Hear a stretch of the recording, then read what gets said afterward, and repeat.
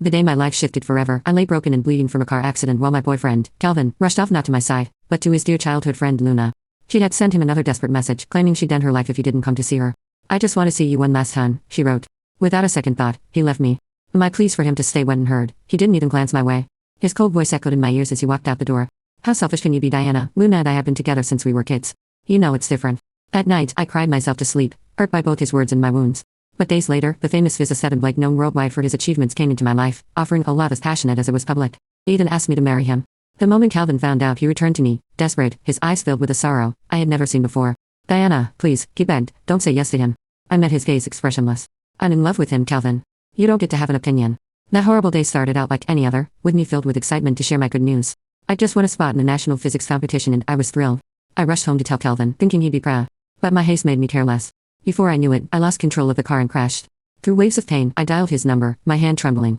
"Calvin," I whispered, tears streaming down my face, "I'm hurt, there's so much blood. It really hurts. Can you come be with me? I'm scared." He cut me off with the cool efficiency of someone with far more important things to do. "Diana, Luna just sent me a message saying she's going to hurt herself. I have to go to her, this is serious. Don't make a scene." Before I could even respond, the line went dead. The pain in my ankle intensified, a throbbing agony that left me dizzy. Blood was pooling beneath me, staining the pavement in a shocking shade of red. Frantic, I called him again, but this time his irritation was palpable. "Diana, I told you to stop calling. Don't you get it? Luna needs me. She's my childhood friend, we go way back. If something was going to happen between us, don't you think it would have happened already?"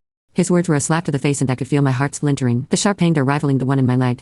The world around me was freezing as a biting wind swept over my sweat-soaked skin. I was shaking partly from cold, partly from disbelief. For 3 years, Luna had used the threat of hurting herself to keep Calvin close. Every single time, he dropped everything for her. I'd always tried to be understanding, after all, their life was at stake. But as I lay there, alone and broken, it hit me that in his eyes, Luna's cry for attention outweighed my very real life-threatening injuries. In the end, it was a stranger who helped me to the hospital, not my boyfriend. And while I received stitches and a stern warning about the severity of my injuries, Calvin was nowhere to be found.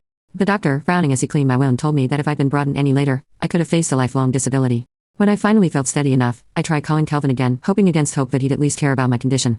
But each call was declined until finally Luna's voice answered. "Diana, please don't be angry with Calvin. He's here because I begged him to come. I know you don't like me, but I'm really struggling. How could you be so heartless?" Then Calvin's voice came on, weary and irritated. "Diana, I can't keep doing this. Luna needs me, and frankly, what are you doing that's more important?" The phone went dead in my hand. I sat there, shaking, a knot of disbelief tightening in my stomach. My boyfriend, the one person who should be there for me, was off comforting Luna, acting as if her pain mattered more than mine. And I realized that he would never see me as enough. Not over her. Without a word to the doctor, I refused the overnight hospital stay, hailed a taxi and made my way to Luna's house.